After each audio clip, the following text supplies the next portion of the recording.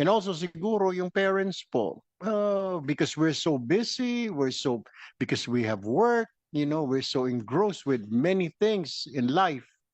Napapabayaan na ho natin mga anak natin. We don't talk to them. We don't communicate with our children. Siguro po once in a while, we have to say, kumusta anak, di ba? I mean, over dinner, over lunch, or during weekend. Just ask our child. This should be a lesson for everybody, for every parent attending here and listening to this hearing. Please talk to your children. Talk to your child. Kung nag-iisa po yan, you think he's okay or she's okay, para malaman ho ninyo what's going on inside his or her mind.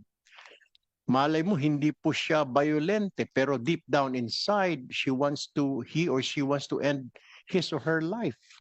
There's so many instances. There's many things like that. The mga kabataan ngayon, they're so fragile.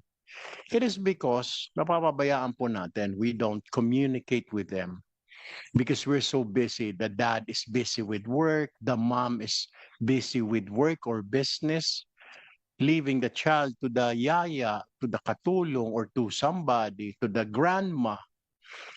We have to start acting now before it's too late. We have to start dealing with them, talking to them. Kahit once a week lang ho. How's school, anak? I do that to my child. I talk to them. How are you? How's school? Everything okay?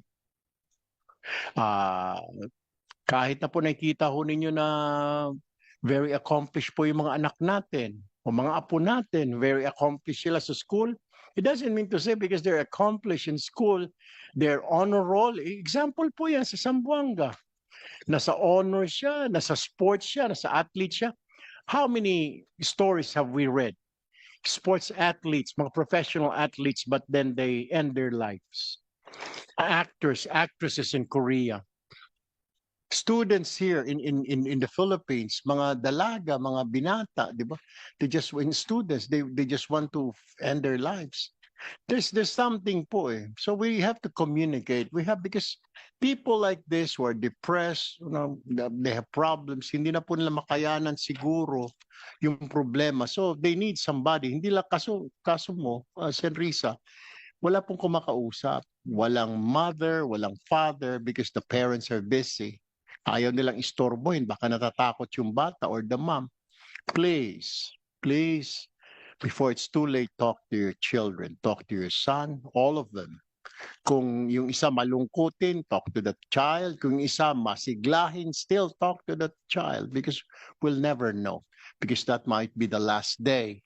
The last day that he or she leaves for school, that's the last day that you see him or her alive. So we all failed. Everybody failed. Yung sa Tacloban at saka sa Zamboanga.